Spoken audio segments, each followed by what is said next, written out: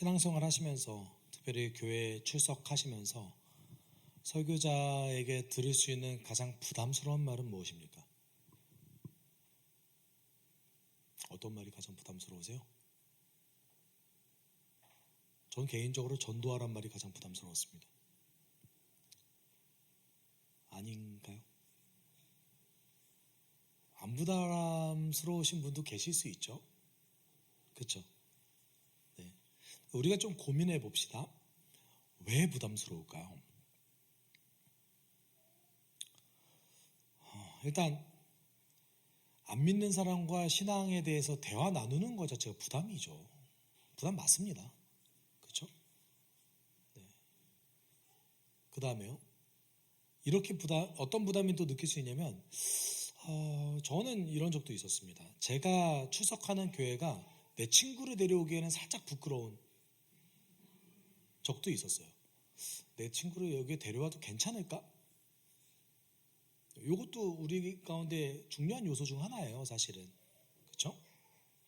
내가 수십 년 동안 이 교회를 출석했기 때문에 나는 여기에 있는 사람들이 좋고 이렇게 하긴 한데 내 친구를 여기에 데릴 것도 괜찮을까? 이런 고민을 우리는 하죠. 그리고 또 한 가지는요. 뭘 전해야 될지 모르겠어요. 그렇죠? 무엇을 전해야 될지 잘 모르겠는 거예요. 그리고 복음 전도라고 하면 솔직히 말하면 그 말씀을 전하는 거는 목사가 해야 될 일인 것 같아요. 그래서 나는 교회 데리고 오기만 하고 전도는 또는 이제 복음의 메시지 자체는 목사가 전해야지 라는 구조가 좀 박혀져 있는 것 같습니다. 안 그러세요? 그 대표적인 어떤 우리가 연중 행사로 쓰는 것들이 뭐 전도축제 같은 것이겠죠. 그래서 누군가가 대표적으로 복음을 잘 전하거나 또는 간증을 굉장히 잘할 수 있는 임팩트 있는 사람을 초청을 해서 많은 사람들을 초대하고 하는 거죠.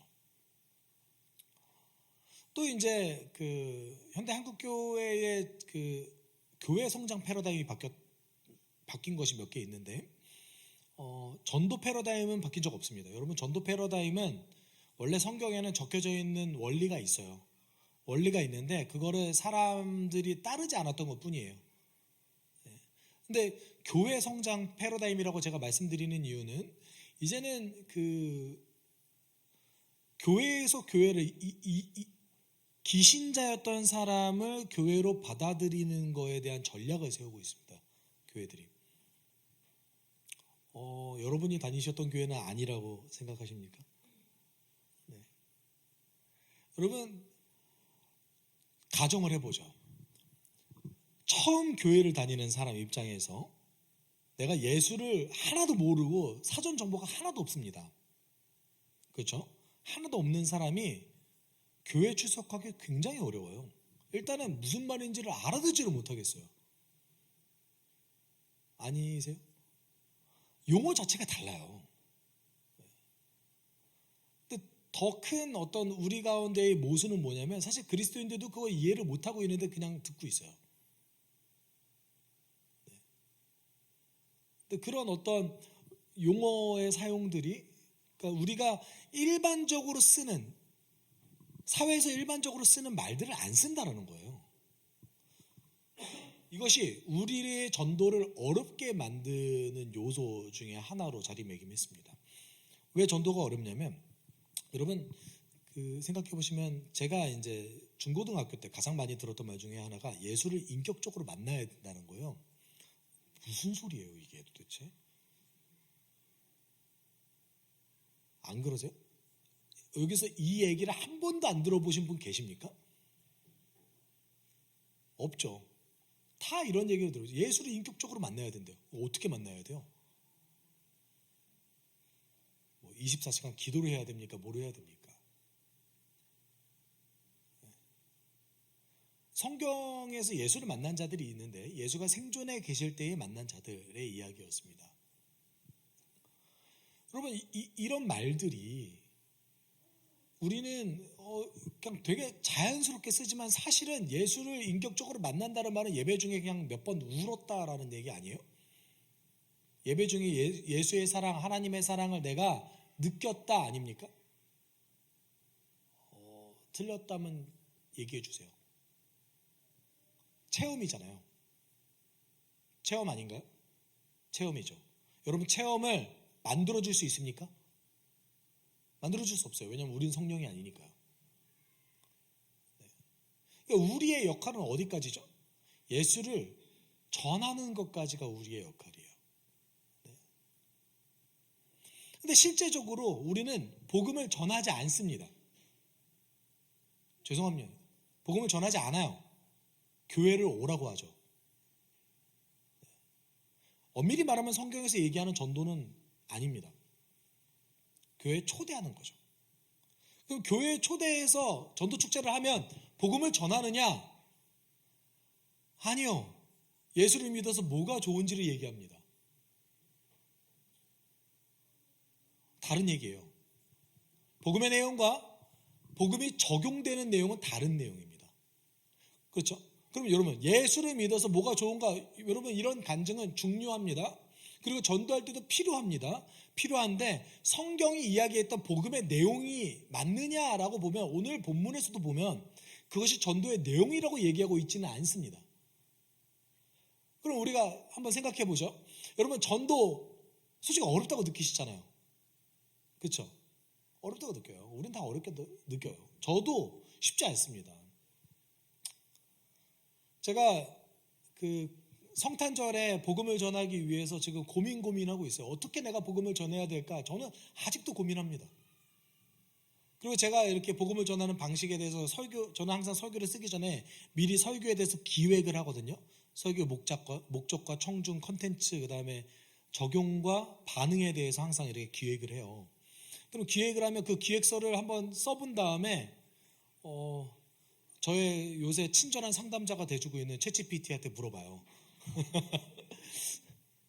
야, 정말 가장 비판적으로 좀 얘기 좀 해줘봐. 이게 기독교에 대한 배경이 아예 없는 사람들에게 이게 설득력이 있을까? 잘 얘기해 주더라고요. 아니, 설득력이 없는 것 같아. 어려워요. 인정합니다. 근데 오늘은 본문을 보면서 복음 전수의 태도에 대해서 우리는 알 수 있어요. 그리고 복음 전수가 가지고 있는 과정과 그 안에 가치, 신학에 대해서 우리는 알 수 있습니다.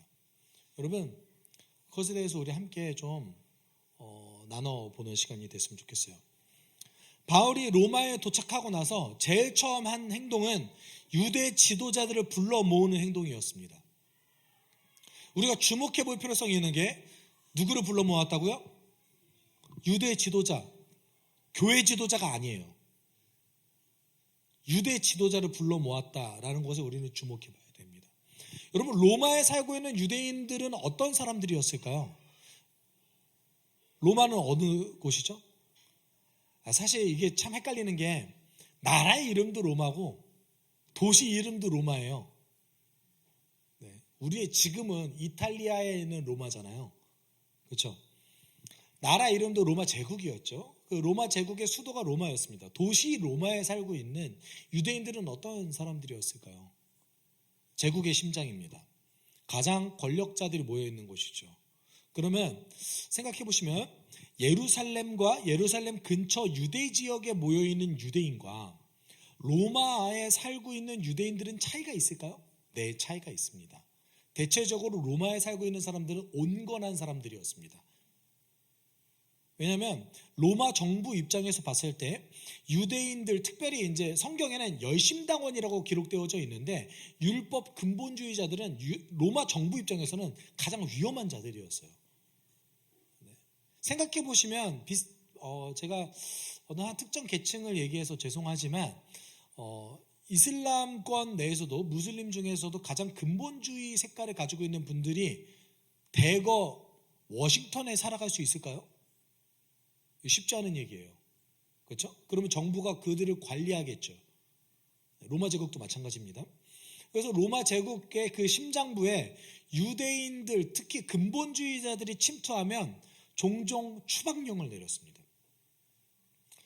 그래서 AD 54년에 글라우디오 황제도 유대인 추방령을 내린 적이 있어요. 근데 그 유대인 추방령이 내려진 이유가 조금 독특한데, 그리스도에 대한 논쟁 때문에 추방령을 내린다라고 문서에 정확하게 기록되어져 있습니다. 어떤 얘기일까요?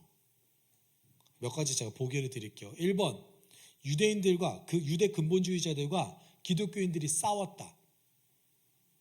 치고받고 싸운 거예요. 양쪽이 다. 2번, 유대 근본주의자들이 교회에 테러를 저질렀다. 3번, 반대도 있을 수 있겠죠? 그리스도인들이 유대 근본주의자들에게 테러를 저질렀다. 이 셋 중에 어떤 게 더 맞을까요? 네. 짐작하시겠지만 2번입니다. 양쪽에서 다 테러를 저질렀으면 둘 다 쫓겨났어요. 유대인들만 쫓겨났거든요. 그리고 여러분, 기독교는요, 단 한 번도 로마 정부에 저항한 적 없습니다. 300년 동안. 왜 저항하지 않았을까요? 저항할 만하지 않아요? 숫자가 점점 늘어났거든요. 나중에는 수백만, 수십만, 수백만 명까지 기독교인이 늘어났어요. 이 정도 숫자를 가지고 있으면 여러분, 전체 제국에서 대략 7%, 8% 이상의 숫자가 아주 신실한 그리스도인들이 세워졌었습니다. 이 정도면 저항할 만하지 않아요? 우리 같으면 어떻게 될까요? 전체 인구의 10% 정도면은 뭐 500만이라고 해봅시다. 그 500만 명이 정부에 의해서 아주 강력한 탄압을 받고 있는다면 한국 교회는 저항하지 않을까요? 저항하겠죠. 극렬히 저항하겠죠. 근데 이상하게 그리스도인들은 초기 기독교 공동체는 안 저항했어요. 저항하지 않았어요.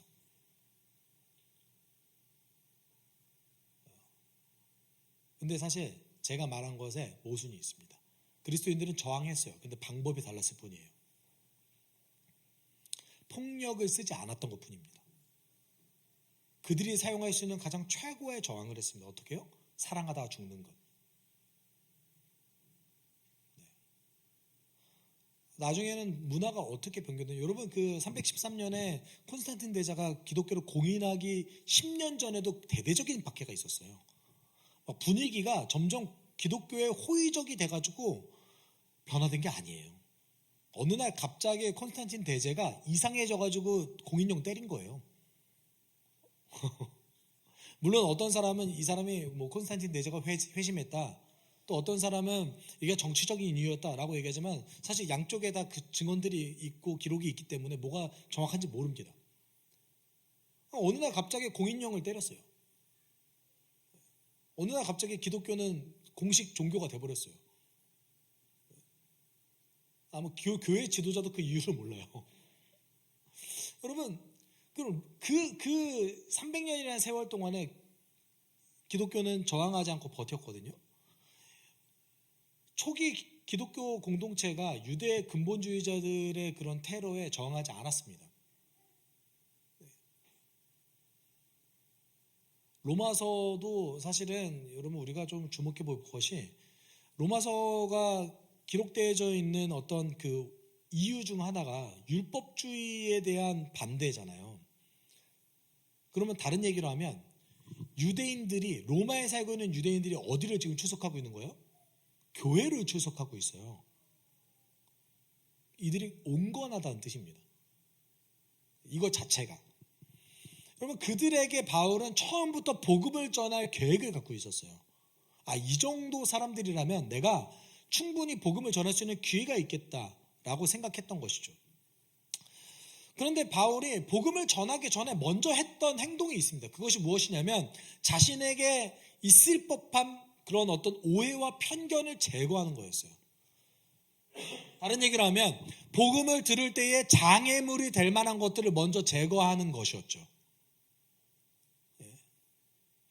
이게 여러분 복음을 전하기 전에 해야 되는 순서였던 거예요. 이게 사실 선교학적으로 보면 이걸 프리 이벤젤리즘이라고 얘기하는데 복음 전파 전 단계라고 얘기합니다. 성경은 이걸 충분히 이야기하고 있습니다. 근데 어떤 오해들이 있을 법했냐면 바울이 스스로 생각한 거예요. 유대인들이 말한 게 아니죠. 이런 오해가 있을 수 있겠다라고 해서 먼저 유대 지도자를 만난 거거든요. 첫 번째는 바울은 율법을 지켰으며 무시하지 않았다고 유대인들을 안심시켰어요. 나 율법 잘 지키는 사람이에요 라고 안심시켰어요. 그래서 17절에 보면 이렇게 얘기하죠. 사흘 뒤에 바울은 그곳 유대의 지도자들을 불러 모았다. 그들이 모였을 때에 바울은 이렇게 말하였다. 동포 여러분, 나는 우리 결례와 조상들이 전하여 준 풍속을 거스르는 일을 한 적이 없습니다. 그런데도 나는 죄수가 되어서 예루살렘에서 로마 사람의 손에 넘겨졌습니다 라고 얘기하죠. 여러분, 여기서 우리가 주목할 단어가 하나 있는데, 여러분, 풍속이라는 단어를 좀 주목해 봐야 됩니다. 왜냐하면 내가 율법을 어긴 적이 없습니다 라고 얘기하지 않고 저는 풍속을 어기지 않았습니다 라고 얘기하고 있는 거예요. 여러분, 율법보다 더 바운더리가 넓은 배경이 뭐냐면 유대인들이 만들어냈던 장로들의 유전이라는 것이 있었어요. 우리로 따지면 이런 겁니다. 여러분, 법이 있지만 법으로 기록되지 않았음에도 불구하고 우리가 지키는 것들이 있잖아요. 없으세요? 있죠. 우리가 그런 얘기 하잖아요. 법은 최소한이다. 그렇죠? 여러분, 유대인들도 율법에 기록되지 않았지만 자기들이 지켜 나가는 것들이 있었습니다. 이런 거였어요. 일주일에 며칠 금식하고 할 때는 반드시 손을 씻고 성전에 들어갈 때는 어떻게 행동하고 이런 것들입니다. 여러분, 한국교회 교인들도 성경에는 기록되지 않았지만 지키는 것들이 좀 있죠. 그렇죠? 뭐가 있을까요? 기억이 안 나시죠? 네, 뭐가 있을까요? 네, 성경에 주일날에 예배드리라는 표현이 있었을까요? 없었습니다. 그렇다고 여러분 주일날 예배 안 드리려고 하지 마시고, 네, 그러니까 성경에 그런 표현이 없다라는 것이지, 교회가 그런 전통을 갖고 있는 것은 아름다운 일입니다. 그리고 또 어떤 한국 교회는 전통적으로 금주하는 문화가 있었죠. 물론 여기 계신 분들이 금주를 하시는지는 전 잘 모르겠지만 금주하는 문화가 있었습니다. 잘 지키려고 노력해왔던 문화였습니다. 이거 나쁜 건가요? 아니, 금주하는 문화 좋은 거예요. 좋은 거예요. 여러분, 이걸 정죄하는 게 나쁜 거예요. 누군가의 잘못된 행동을 정죄하려고 하는 행동이 나쁜 거지, 금주하는 문화 자체는 굉장히 좋은 문화입니다. 지켜야 될 문화 중 하나예요. 그렇죠? 이런 법들이 있었던 거죠. 바울이 뭐라고 그랬어요? 저는 율법을 어기지 않았을 뿐더러 유대인의 전통조차 저는 어긴 적이 없습니다. 이렇게 얘기한 거예요. 저는 우리 조상이 만들어냈던 그 전통과 문화, 그리고 우리 민족을 너무 사랑하고 존중합니다. 아직도 그렇게 하고 있습니다. 먼저 그렇게 얘기한 거죠. 그런데도 불구하고 저는 이렇게 잘못한 게 없음에도 불구하고 죄인의 신분이 되었습니다. 그러면 두 번째, 이제 로마에 살고 있는 유대인들이 바울에 대해서 오해할 법한 것들이 뭐가 있냐면, 황제를 만나러 가고 있는 거잖아요. 지금 어떤 걸 오해할 수 있냐면, 황제를 만나서 유대인들을 고발할까 봐 두려워할 수 있어요. 왜냐하면 이미 쫓겨난 기억이 있잖아요. 추방령을 당해본 경험이 있잖아요. 바울이 로마에 도착했을 때만 하더라도 이 추방령이 얼마 전 이야기였어요. 물론 황제는 바뀌어 있었습니다. 글라우디오에서 네로로 바뀌어 있는 상태였습니다. 바울은 네로를 만났습니다. 두 번째, 바울이 그래서 오해와 편견, 그들의 어떤 장애물을 제거해줬던 것은 무엇이었냐면, 두 번째는 바울은 황제를 만나 유대인들을 고발할 의도가 없다라고 안심시켰어요. 제가 황제를 만난 이유는, 황제에게 상소한 이유는 어쩔 수 없이 그렇게 한 겁니다. 이렇게 얘기하고 있는 거죠. 그래서 18, 19절 이렇게 얘기합니다. 같이 읽어볼까요? 로마 사람은 나를 신문하여 보았으나 사형에 처할 만한 아무런 근거가 없었으므로 나를 모아주려 하였습니다. 그러나 우리 사람이 반대하는 바람에 하는 수 없이 내가 황제에게 상소한 것입니다. 나는 절대로 내 민족을 고발하는 것이 아니었습니다. 여러분, 바울은 전도를 하기 전에, 복음에 대해서 이야기하기 전에 먼저 뭘 했습니까? 인격적으로 유대 지도자를 만나서 그들이 자기 자신에 대해서 가질 만한 편견과 오해를 제거하는 일부터 했습니다. 그러면 우리는 왜 복음을 전합니까? 복음을 전하는 근본적인 목적이 무엇입니까? 복음 전하는 행위 자체가 중요합니까? 아니요, 그렇지 않아요. 뭐가 중요합니까? 내가 복음을 전하는 그 사람이 마음을 돌이켜서 예수 믿는 것이 중요하죠. 그렇지 않겠어요? 그렇죠. 그럼 복음을 전하는 행위가 물론 중요하죠. 잘 전해야 돼요. 지혜롭게. 그런데 그들이 어떻게 예수를 믿을 건가라는 것도 중요하죠. 그러면 여러분 잘 생각해 보세요. 전하는 내용 중요합니다. 맞죠? 그러면 전하는 내용을 전하는 자, 메신저 중요합니까? 안 중요합니까? 중요해요. 아주 중요해요. 성경은 원래 메신저와 메시지 둘 다 중요하다고 얘기합니다. 근데 시간이 지나면서 전도라는 그 행위 자체가 왜곡되어졌어요. 왜냐하면 전도는 밀어나게 하는 거로 우리는 알고 있거든요. 내용만 전달하면 돼. 그래서 비인격적으로 해도 괜찮다고 생각을 하는 경향성이 있습니다. 그럼 잘 보시죠. 고린도전서 1장 21절 같이 읽어볼까요? 이 세상은 그 지혜로 하나님을 알지 못합니다.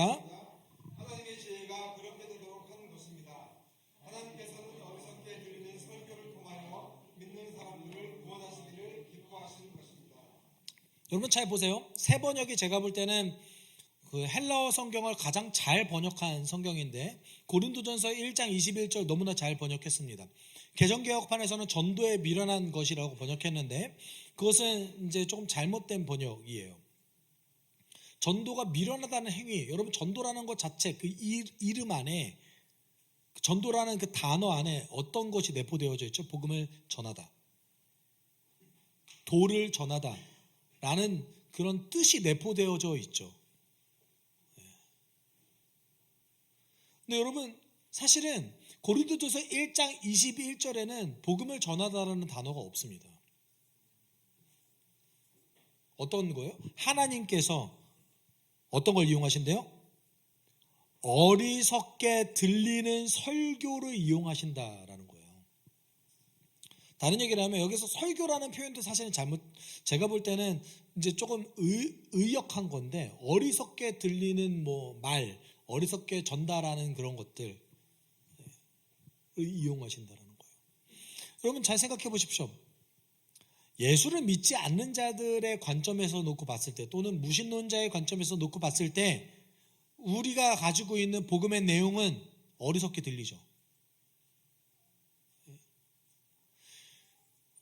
그 이기적인 유전자에 대해서 얘기하면서 이제 그 리차드 돈키스라는 아주 유명한 무신론자가 있습니다. 근데 리차드 도킨스의 입장에서 보면은 저는 목사는 세상에서 가장 쓸모없는 존재예요.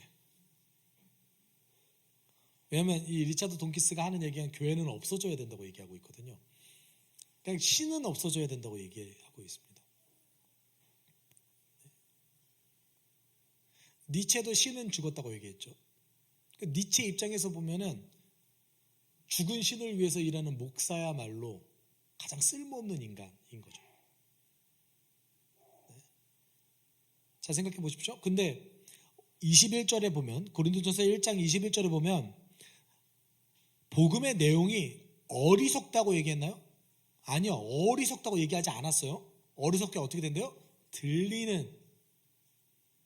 다른 얘기를 하면 복음의 내용을 전달할 때는 성경에 있는 그 복음의 내용 그대로를 전달해라 라는 말이에요. 그럼 그 방법은요? 방법 어떻게 해야 될까요? 1번 미련하게 무조건 내용이 전달하면 돼. 바울도 그렇게 얘기하지 않았냐? 바울이 감옥에 갇혔을 때 내가 복음을 전달되니 너무나 기쁘다. 어떻게든 복음을 전달되니 너무 좋다 라고 얘기했지 않았냐? 복음만 전달되면 된다 라고 하면 될까요? 아니요. 바울이 그냥 감사했던 표현이죠. 그렇게 하라는 얘기가 아니라 내가 감옥에 갇혔음에도 불구하고 이 상황이 복음 전도에 유익하게 되었기 때문에 그것에 대해서 감사했던 것이죠. 예수님께서 마태복음 5장 16절 이렇게 말씀하셨어요. 이와 같이 너희 빛이 사람에게 비추어서 그들이 너희의 착한 행실을 보고 하늘에 계신 너희 아버지께 영광을 돌리게 하여라.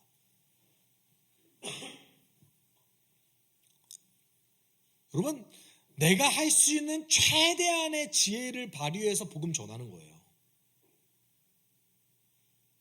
나의 달란트, 나의 재능, 나의 환경, 나의 여건, 나의 행실, 그 모든 것을 이용해서 지혜롭게 인격적으로 복음을 전하는 겁니다. 근데 그 복음 전달하는 그 내용은 어떻게 해야 돼요? 성경적으로 해야 돼요. 우리는 근데 이상하죠? 반대로 해요. 내용은 성경대로 안 하고 복음 전달 방식은 미련하게 해요. 성경이 이렇게 하지 말라고 그랬어요. 바울이 그 과정을 잘 지키고 있습니다. 그랬더니 유대인들이 이렇게 대답하죠. 우리는 당신에게 당신의 생각을 들어보고 싶습니다. 이 종파에 대하여 우리가 아는 것은 어디서나 이 종파를 반대하는 소리가 높다는 것입니다. 여러분, 이 유대 지도자들이 바울의 그 앞서 제가 얘기했던 전도 전 단계 과정, 오해를 풀어주는 그 과정을 통해서 복음에 대한 호기심이 생겼습니다. 근데 이 과정을 통해서 우리는 뭐 한 두 가지 정도를 알 수 있는데, 첫 번째는 기독교, 교회는 모든 사람들에게 배척받고 있었다는 거예요. 기본적으로. 그리고 두 번째는 유대인들은 아직도 이 교회를 자신들의 종파 중 하나라고 여겼어요. 새롭게 등장한 이상한 또는 어쩌면 위험할 수도 있는 종파 중 하나겠구나라고 생각했던 것이죠. 그 다음에 다시 시간을 정해서 약속을 다시 잡고 복음을 전하기 시작했습니다. 23절 좀 같이 읽어볼까요? 그들이 바울과 만난 날짜를 정하였다. 그날에 더 많은 사람이 바울의 수도를 찾아왔다. 그는 아침부터 저녁까지 그들에게 하나님 나라를 엄숙히 증언하고 모세의 율법과 예언자의 말을 가지고 예수에 관하여 그들을 설득하면서 그의 속내를 풀어보았다. 아멘. 여러분, 23절은 단 한 구절이지만 사실 바울이 복음의 내용에 대해서도 여기서 적어놓기도 했고, 길게 적진 않았지만 23절은 단 한 구절이지만 굉장히 많은 정보를 담고 있습니다. 자, 보십시오. 여러분, 우리는 우선 바울이 아침부터 저녁까지 복음을 전했다는 사실에 주목해야 됩니다. 여러분, 어떻게 복음 전하십니까? 우리 솔직히 얘기해보죠. 여러분, 솔직히 얘기해봅시다. 여러분 인생 중에 내가 가지고 있는 소망과 희망에 대해서 있는 그대로 복음을 전달한 적이 있으십니까?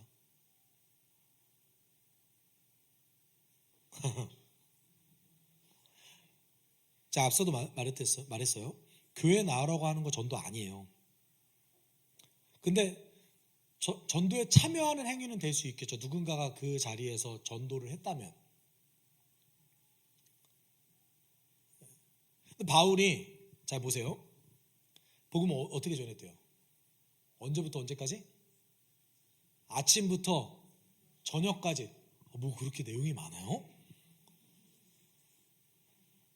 어떻게 생각하세요, 여러분? 우리가 전도를 하기 위한 도구 중에 가장 그 한국 교회 내에서 많이 쓰였던 전통적인 굉장히 좋은 도구가 하나 있죠. 사형리라는 도구가 있습니다. CCC 선교에서 만들었던 사형리 도구, 저는 되게 좋은 도구라고 생각합니다. 근데 이 도구는 제가 말씀드릴게요. 이거 최소한이에요. 여러분, 그 전도와 회심에 대해서 연구를 지금 이 순간에도 기독교계에서 계속 하고 있는데, 그러니까 회심이라는 것이 인생을 하나님께로 방향성을 돌리는 과정이잖아요. 예수를 받아들여서. 그럼 사람이 어떻게 회심하느냐라고 연구를 해봤더니 70% 이상의 사람이 과정적으로 회심한다라고 연구 결과가 이미 나와 있습니다. 이런 얘기는 어느 한순간에 갑자기 180도 확 회심한다 이런 얘기가 아니에요. 시간이 지나면서 조금씩 그 복음의 내용을 수용해 가고 있는 거죠. 설득되어지는 과정인 거죠. 여러분, 복음 전파는 과정적입니다. 어느 날 갑자기 예배 한 번 딱 드려서 복음 전수가 되는 것이 아닙니다. 바울이 시간을 잡아서 하루 종일 복음 전했어요. 하루 종일. 여러분, 여기 계신 분들 수십 년 신앙생활 하신 분 계시죠? 하루 종일 여러분이 사랑하는 예수에 대해서 얘기하실 수 있으십니까? 왜 못해요? 여러분이 하루 종일 여러분이 살아왔던 인생에 대해서 얘기할 수 있잖아요. 그렇죠? 여러분이 하루 종일 여러분의 결혼 스토리 얘기하실 수 있지 않아요? 또는 여러분이 좋아하는 주제에 대해서 하루 종일 얘기할 수 있죠. 대화 나눌 수 있죠. 근데 왜 예수에 대해서 대화 못 나눠요?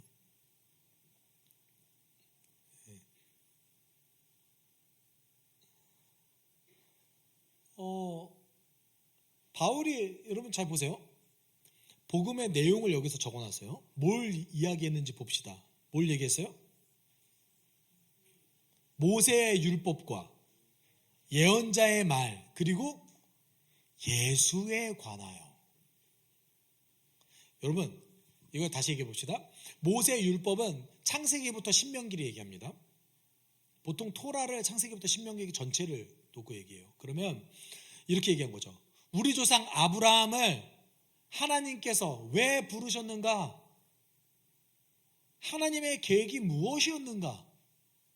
이거 처음 얘기한 거고, 그리고 아브라함으로부터 선택받은 이 이스라엘 민족을 통하여서 메시아가 올 것이라는 그 예언, 모든 민족을 구원하기 위한 그 예언이 어떻게 예언되어져 있는지 그거를 다뤘던 거고, 또 뭘 다뤘습니까? 그 예언이 실제적으로 어떻게 성취됐는지 예수에 대해서 나눈 거죠. 여러분, 시작과 끝에 대해서 다 얘기했어요. 우리가 솔직히 얘기합시다. 어느 날 갑자기 모르는 사람을 붙잡고 예수가 당신의 구원자입니다. 예수 사랑하세요. 예수 믿으세요라고 얘기하면 여러분 어떠세요? 어떤 질문을 하세요? 그 예수라는 사람 믿어야겠구나. 내 지옥 가지 않으려면 믿어야지. 여러분, 천국과 지옥은 불교도 얘기해요. 그렇죠? 네, 이슬람도 천국과 지옥 얘기합니다. 네. 그러면 내가 예수 왜 믿어야 되지? 도대체 그 양반이 누구야? 내가 4대 성인 중에 한 명이라는 그 예수라는 사람의 이름을 들어보긴 했지만 그가 실존했지는 모르지만 그게 내 신이 될 수 있을까? 그런 질문을 하겠죠. 여기 계신 분들은 그런 질문 안 하시겠죠? 저는 할 것 같아요. 네. 복음의 내용은요 정말 많아요. 네. 그리고 우리가 풍성한 삶으로의 초대라는 현재 우리 교회에서 사용하는 그 복음을 전하는 단계 몇 가지 있습니다. 그 몇 주 하죠? 3주 또는 4주, 길게 하면 7주에 나눠서도 할 수 있습니다. 근데 그 과정을 통하여서 정말 이렇게 짧게 전해도 될까라는 정도의 수준을 전해요. 근데 그것도 3주 동안 저와 함께 또는 다른 분들과 함께 1시간 반 이상 사용합니다. 네. 여러분, 복음을 전달하는 과정은 이런 과정이라는 거예요. 여러분, 실제로 그럼 복음을 전수할 때 어떤 태도로 임해야 될까요? 베드로전서 3장 15절 16절에 복음 전수하는 자의 태도에 대해서 얘기하고 있어요. 같이 읽어볼까요? 여러분이 가진 희망을 설명하여 주기를 바라는 사람에게는 언제나 답변할 수 있게 준비해 두십시오. 그러나 온유함과 의로운 마음으로 답변하십시오. 선한 양심을 가지십시오. 그리하면 그리스도 안에서 행하는 여러분의 선한 행실을 욕하는 사람들이 여러분을 헛듣는 그 일로 부끄러움을 당하게 될 것입니다. 여러분, 바울이 그러니까 사도 베드로가 했던 말인데, 여러분이 가진 희망을 설명하여 주기를 바라는 사람에게는 이라는 표현을 썼습니다. 그러면 복음을 전수할 때, 내가 복음 전달할 때 어떤 사람이 대상이라는 거예요? 적어도 복음에 대해서 호기심을 가진 사람들에게 전하라는 얘기예요.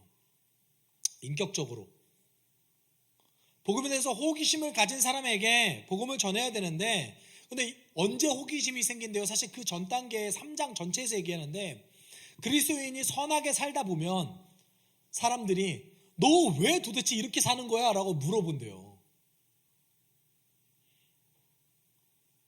너 왜 도대체 이렇게 사는 거야? 라고 물어볼 때 당신들이 가지고 있는 소망, 복음의 내용에 대해서 그때 전달하십시오. 어떻게 전달하래요? 온유하게, 인격적으로, 두려운 마음을 가지고, 선한 양심을 가지고, 진실하게, 진정성을 가지고 하라는 거예요.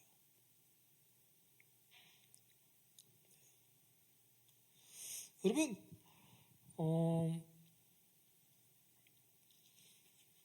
이것이 저는 개인적으로는 베드로전서 3장 15절 16절이 복음을 전하는 자의 태도에 대해서 가장 명확하게 이야기한 구절이라고 생각합니다. 이와 유사한 구절들이 신약 성경 곳곳에서 발견되는데, 복음 전수에 대해서 이렇게 얘기하고 있습니다. 여러분, 그렇다면 우리가 좀 우리 자신에 대해서 돌아보죠. 우리는 복음 전수에 대해서, 복음 전파에 대해서 어떻게 생각하고 있습니까? 내가 해야 되는 가장 가치 있는 일 중 하나라고 생각합니까? 아니면은 삶의 방식이라고 생각하십니까? 그건 다른 얘기입니다. 성경은 복음 전도가 우리 중에 가치 있는 일 중 하나라고 얘기하지 않고 예수께서 말씀하신 그리스도인의 사명을 이뤄내는 삶의 방식이라고 얘기하고 있습니다. 다른 얘기죠. 여러분, 이거 기억하셔야 됩니다. 초기 기독교인들은 자신의 복음을 살아내며 증언했고 그것을 증명했습니다. 여러분, 솔직히 예수에 대해서 어떻게 증명해요? 못하겠죠. 어떻게 증명한 겁니까? 삶으로 증명한 거예요. 예수 믿는 자의 삶으로. 근데 우리의 복음 전도는 조금 여태까지는 인격적이지 않았던 것 같아요. 제가 요즘에는 그런 일이 제가 사실 요새 수원역을 안 가봐서 잘 기억이 가물가물한데, 과거에는 이제 되게 역사라든지 이런 데 가보면 저도 아직 청소년기 때 했던 충격적인 전도들이 기억에 남는 것이 있어요. 지옥 간다고 물 끓고 회개하라고, 그 자리에서 길 가는 사람 붙잡고. 여러분 못 보셨어요? 그런 분들 계세요. 그리고 그렇게 그 노방정도 하시는 분들의 그 메시지의 대부분 어떤 거죠? 예수 천당, 불신 지옥. 진리의 내용 맞죠? 맞습니다. 바울이 복음 전할 때에 예수 천당, 불신 지옥이라고 전했습니까? 아니, 우리가 성경에 있는 내용 그대로를 답습해 보자고요. 베드로가 복음 전할 때에 예수 천당, 불신 지옥이라고 복음 전하라고 했습니까? 예수께서 스스로 복음을 전하셨을 때, 야, 나 안 믿으면 다 지옥 가 말씀하신 적이 있다 없다? 없어요. 나는 길이요 진리요 생명이니 누구든지 나를 말미암지 않고서는 아버지께로 갈 자가 없느니라. 요한복음 3장 16절, 하나님께서 세상을 이처럼 사랑하사 독생자를 주셨으니 이는 저를 믿는 자마다 멸망치 않게 하려 함이라. 여러분,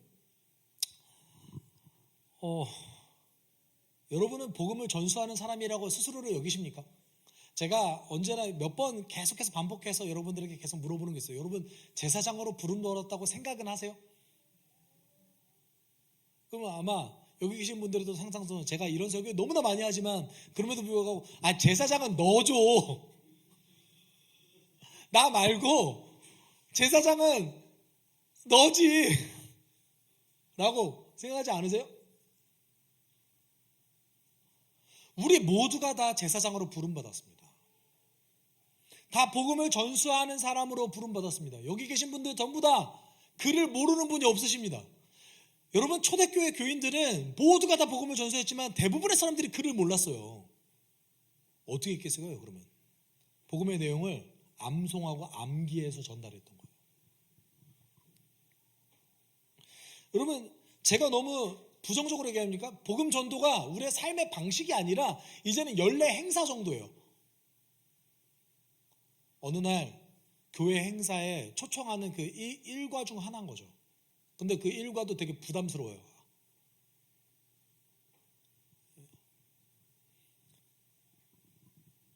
우리는 우리 자녀에게도 복음 안 전하는 시대를 살아가고 있어요. 이게 얼마나 말이 안 되는 건지 이해가 안 되시는 거죠 지금. 우리는 우리 자녀에게도 교회에 데리고 와서 제가 복음 전해주길 바래요. 그렇지 않아요? 저와 함께 어린 시절부터 신앙생활을 했던 대다수의 친구들이 교회를 떠났습니다. 제가 지금 생각해보면 교회 내에서도 주일학교 친구들에게 복음 전수를 잘 안 했던 것 같습니다.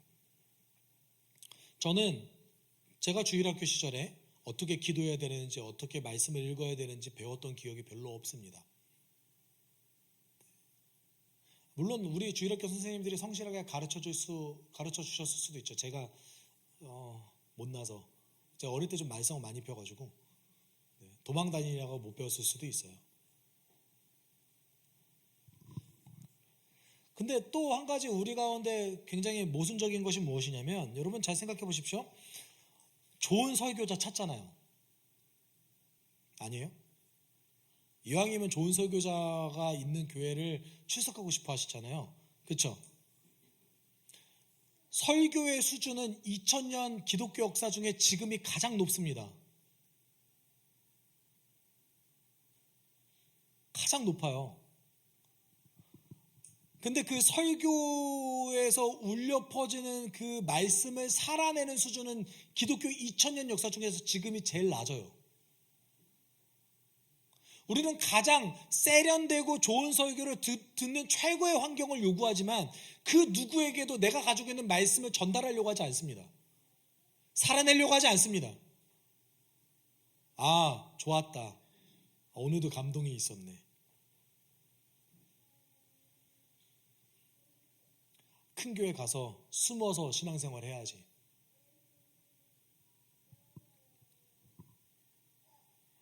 여러분 초기 기독교인들은 그렇게 안 그랬어요.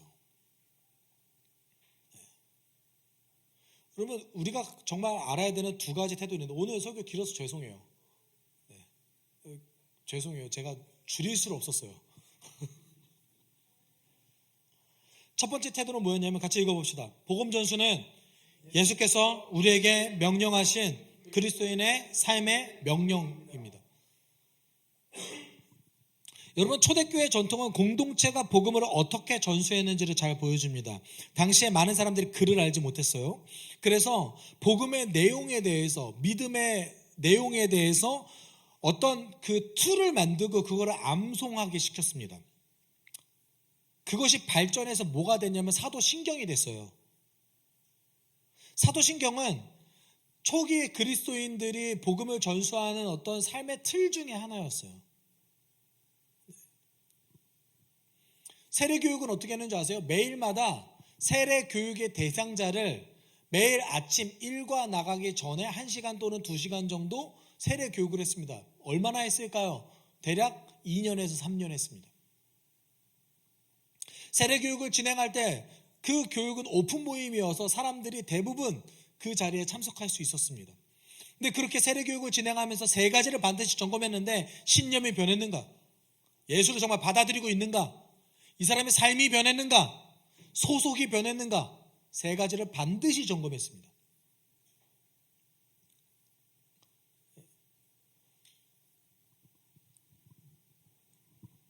여러분, 공동체적으로 항상 믿음을 점검하고 그 믿음을 점검하는 것이 너무나 당연했던 시대를 초기 그리스도인의 시대라고 생각합니다. 믿음은 개인의 것이 아니라 공동체적인 것이었어요. 전도 당연히 같이 했죠. 여러분,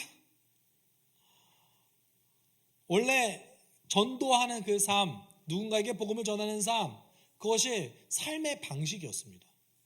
증언하는 것, 그리고 그 증언을 삶으로 증명하는 것, 그리고 그들의 가장 중요한 두 번째 태도가 있었는데 그 두 번째 태도 뭐냐면 복음 전수의 결과는 오직 하나님께만 달렸습니다.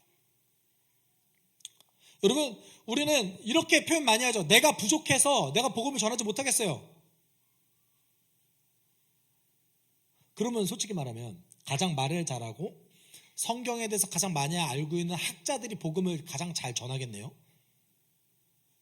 학문적인 그 스킬 적은 놓고 봤을 때는 그럴 수 있습니다. 그런데 교회 역사를 놓고 봤을 때 어떤 사람들이 복음 전수를 잘했냐면 복음을 살아내며 진정성 있게 누군가에게 전달했던 사람들, 그 사람들이 복음 잘 전했어요. 왜요? 복음 전수의 결과는 오직 하나님께 달렸거든요. 여러분, 예수님도 복음을 전수했는데 사람들이 거절했어요. 내가 예수보다 낫나요? 여러분, 우리말 듣고 사람이 변하면 이상한 거예요. 여러분, 요한복음을 읽고도 사람이 안 변해요. 요한복음을 읽고도 예수님을 안 믿는 사람들이 있어요. 근데 내 말을 듣고 사람들이 예수를 믿는다고요? 아니요. 하나님께서 내 말을 이용하신 것뿐이에요. 여러분, 내가 부족해서 예수를 전하지 못하겠습니다. 이거는요, 여러분, 하나님의 주권을 무시하는 행동입니다. 그냥 전하면 돼요. 여러분이 아는 만큼 전하면 돼요. 여러분, 오늘 본문 속에서 이렇게 얘기했죠. 더러는 그 말을 받아들였으나 더러는 믿지 않았다. 우리 사도 바울 선생님도 복음 전수했을 때 대체적으로 사람들이 거절했습니다. 이게 당연한 거예요. 이게 당연한 거예요. 여러분, 우리는 기억하십시오. 내가 하나님의 사랑을 알아간 만큼 그것을 나누는 것, 이것이 복음 전도의 핵심입니다. 내가 하나님의 사랑을 알아간 만큼 그만큼 전달하는 것, 이것이 복음 전수의 핵심입니다. 어디서부터 해야 될까요? 어디서부터 해야 될까요? 1번 가족, 2번 직장, 3번 교회. 번 어디부터 하시겠어요? 3번 교회에서부터 하는 거예요. 예수님 그렇게 말씀하셨어요. 쉽죠? 여러분, 복음 전수는요 어려운 게 아니에요. 내가 하나님 사랑 알아간 만큼 전달하면 돼요. 근데 내가 복음 전수 못하겠습니다라는 건 나는 하나님 사랑을 여태까지 알아가지 못했습니다 라는 말인 거죠. 어떻게요? 요한복음 이렇게 얘기했어요. 같이 읽어볼까요? 이제 나는 너희에게 새 계명을 준다. 서로 사랑하여라. 내가 너희를 사랑한 것 같이 너희도 서로 사랑하여라. 너희가 서로 사랑하면 모든 사람이 그것으로써 너희가 내 제자인 줄 알게 될 것이다. 아멘. 그럼 잘 보십시오. 서로 사랑하래요. 하나님의 사랑, 예수가 어떻게 사랑했는지 그 방식으로 서로 사랑하래요. 그렇게 하면 어떤 일이 벌어진대요? 모든 사람이 그것으로써 너희가 내 제자인 줄 알 것이다. 공동체 내에서 먼저 서로 사랑하는 것, 예수의 사랑을 알아가고 예수의 사랑을 나누는 것, 사랑받은 만큼 사랑을 나누는 것, 이것이 뭐의 시작이라는 거예요? 전도의 시작이다라고 성경이 분명히 기록하고 있습니다. 그것으로서 너희가 내 제자인 줄 모든 사람이 알게 될 것이다. 왜 그럴까요? 성경적 사랑은 예수의 능력이 아니고는 불가능합니다. 여러분, 저는 여기 계신 모든 분들이 삶의 방식으로 전도했으면 좋겠습니다. 증언하고 증명하는 사람이었으면 좋겠습니다. 우리 같이 기도했으면 좋겠는데요.